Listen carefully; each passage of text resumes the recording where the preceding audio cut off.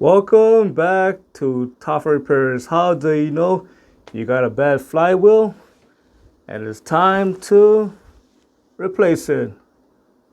This is a flywheel. It is a large metal disc and it is going to be mounted on the rear end of the crankshaft.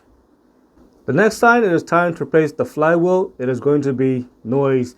If you notice chattering noise or rattling noise, and if you also notice vibration coming from the flywheel area, it is possible that flywheel might be warped or it might be cracked. If the flywheel is warped, it is important to use a dial indicator to check the flywheel run out. The next sign, it is time to replace the flywheel. It is going to be burning smell. If you smell something burning coming from the transmission area, it is possible the clutch disc might be completely worn out.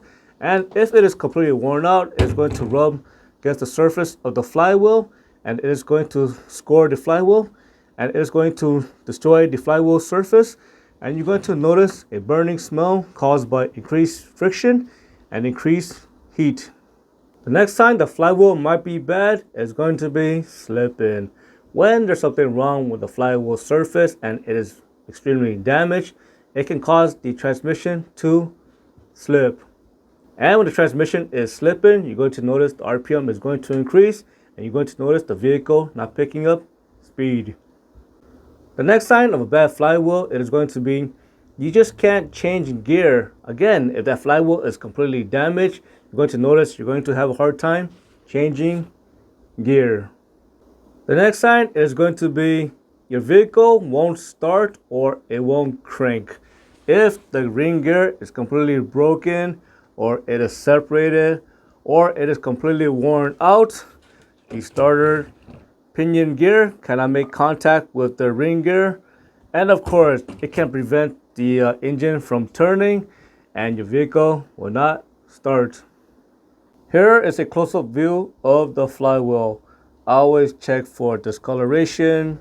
I always look for blue spots on it. I always check for cracks. Make sure the flywheel surface is not scored. Make sure the flywheel is not warped. And I always check the ring gear teeth and make sure it is not worn out or there's damage to it or it is missing. If the teeth on the ring gear is completely worn out or it is chipped, you can actually remove the ring gear depending on the flywheel design.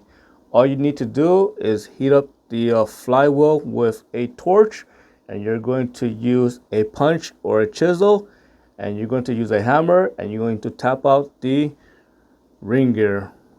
If you notice grinding noise at startup and that grinding noise become more frequent as you try to start your vehicle, make sure to change your starter, because if you don't change that starter, the starter pinion gear, it will cause the flywheel ring gear teeth to wear out rapidly, and this is going to be an expensive repair because now you need to remove the transmission. I hope you found this video useful. As always, thank you for watching and subscribe to Top 5 Auto Repairs.